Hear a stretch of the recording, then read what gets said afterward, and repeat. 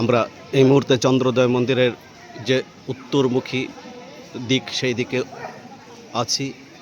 এখান থেকে পুরো সম্পূর্ণ চন্দ্রোদয় মন্দিরটি দেখাচ্ছি, আপনারা একটু দেখে নিন। মায়াপুরের চন্দ্রোদয় মন্দিরের সম্পূর্ণ যে দক্ষিণের মুখ, আমি এই দক্ষিণের মুখটি উত্তর দিকে দাঁড়িয়ে তুলছি। এখানে গোটা চন্দ্রোদয় মন্দিরটি চলে আসছে, আপনারা একটু দেখতেই পাচ্ছেন। চন্দ্রোদয় মন্দির পৃথিবী বিখ্যাত সবথেকে বৃহত্তম মন্দির। এখনও এর নির্মাণ কার্য চলছে, এখনও পর্যন্ত দর্শনার্থীদের জন্য এটি খুলে দেওয়া হয়নি। মন্দির নির্মাণ কাজ সম্পূর্ণ। দিনের বেলা মায়াপুরের চন্দ্রোদয় মন্দির দেখতে পাচ্ছেন, অঝোরে বাইরে বৃষ্টি পড়ছে, আর সেই মেঘলা দিনেই চন্দ্রোদয় মন্দির এবং মায়াপুর শহরের দক্ষিণ ও উত্তর দিকের চিত্রটা দেখতে পাচ্ছেন। মায়াপুরে আজ প্রায় ভোর থেকেই বৃষ্টি নেমেছে। সেই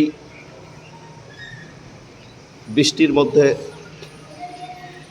মায়াপুরের ইস্কন মন্দির চত্বরে যে ছবি, সেটা যেন আরও পরিষ্কার পরিচ্ছন্ন রূপে ধরা দিচ্ছে।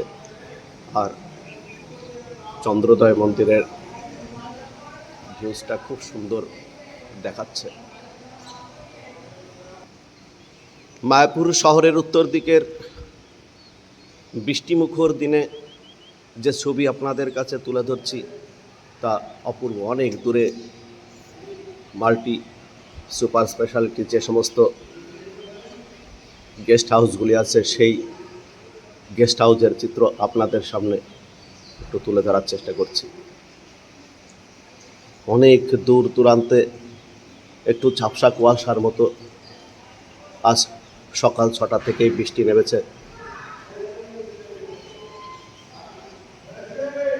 তরতাজা মায়াপুর শহরটিকে দেখতে লাগছে, খুব সুন্দর। অনেক দূরে এই শহরের বিস্তার ঘটছে দিনের পর দিন। দিনের পর দিন যত মানুষের সমাগম বৃদ্ধি পাচ্ছে, ততই যেন এই শহরের পরিধি বিস্তৃত হচ্ছে। অনেক দূর দূরান্ত থেকে মায়াপুর শহর এবং এখানকার তীর্থক্ষেত্র পরিদর্শনের জন্য প্রচুর সংখ্যায় পর্যটক এসে ভিড় করেন, যার ফলে এখানে অজস্র গেস্ট হাউস, অজস্র দর্শনীয় স্থান দিনের পর দিন বেড়ে চলেছে।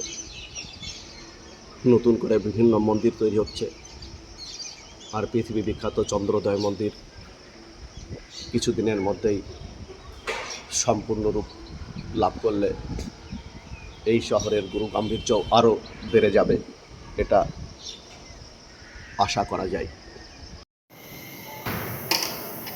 এটি রাতের মায়াপুরের দক্ষিণ পশ্চিম দিক। যে আলোগুলো দেখতে পাচ্ছেন, মায়াপুরের অভ্যন্তরে যে মাল্টিপ্লেক্স বিল্ডিং এবং তার যে রুটগুলো আছে রাস্তা, সেই রাস্তার বাতি এগুলো। এই যে দিকটা আপনারা দেখতে পাচ্ছেন, সেটা মূলত পশ্চিম দিক মায়াপুরের। এবং ধীরে ধীরে আমরা একটু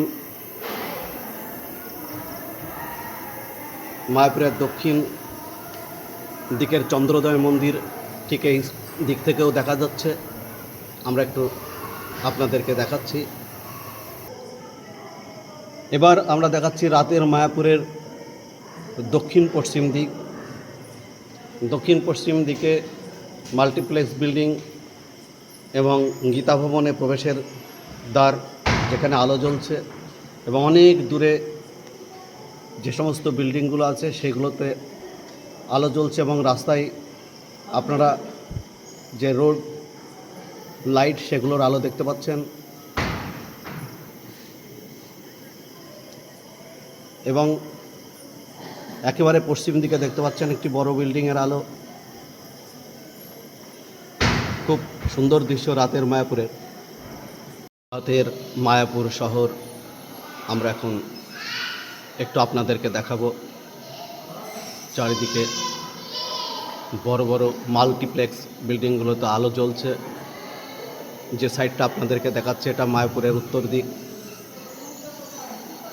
অনেক দূর দূরান্তে যে বড় বড় বিল্ডিংগুলো আছে সেখানে দেখতে পাচ্ছি যে বিল্ডিংগুলোতে আলো জ্বলছে। এর আগের বার যখন এসেছিলাম প্রায় প্রত্যেকটি বিল্ডিংয়ে আলো ছিল প্রচুর, কিন্তু এবারে আর সেটা নেই। এটা আমরা মায়াপুরের উত্তর দিকটা আপনাদেরকে দেখাচ্ছি। শ্রী চৈতন্য মহাপ্রভুকে কেন্দ্র করে প্রায় 550 বছরের পুরাতন এই সিটি, যা চৈতন্য মহাপ্রভু, নিত্যানন্দ মহাপ্রভু, অদ্বৈত মহাপ্রভু, শ্রীনিবাস আচার্য আরও একাধিক ব্যক্তিদের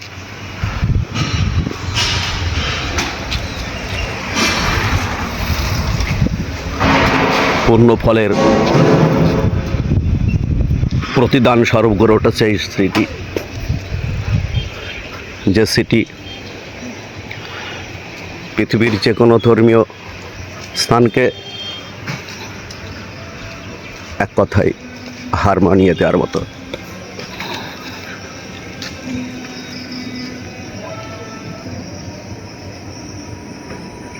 আপনারা ভারতবর্ষের অনেক তীর্থস্থান ভ্রমণ করলেও যদি গৌরাঙ্গ ঠাকুর, অদ্বৈত মহাপ্রভু এবং গৌরাঙ্গ ঠাকুরের এই স্মৃতিধন্য মায়াপুরে অবস্থান না করেন তাহলে নাকি আপনাদের পুণ্যের ফল অর্জন হবে না। জ্ঞানীগুণীরা বলছেন সত্যি শুধু পুণ্যের ফল নয়, দুদণ্ড শান্তিতে মনকে স্থির রেখে বিশ্রামের জন্য এই শহর খুবই মনোরম একটি শহর। আপনার মনের সমস্ত দুঃখ ক্লান্তি, আপনার মনের যে সাংসারিক ঝঞ্ঝাট, যে ক্লেদ, যে গ্লানি আছে, সমস্ত কিছুকে ভুলিয়ে দিতে পারে এই শহর, এই মহান তীর্থক্ষেত্রটি। তাই মহান তীর্থক্ষেত্রটি স্মরণ রেখে যাবার বেলায় মুক্ত কণ্ঠে স্বীকার করে যায় ঠিক নিমাই সন্ন্যাসীর মতোই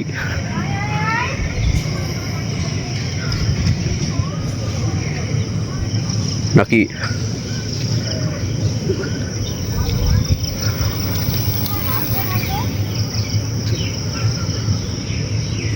নকুলিতে আসার পরে তোমাকে অনেক ইনকার করেছি, ধিক্কার করেছি, তাই যাওয়ার বেলায় মুক্ত কণ্ঠে স্বীকার করে যাই তোমারই বুকে জন্মগ্রহণ করেছিলাম আমি নিমাই সন্ন্যাস।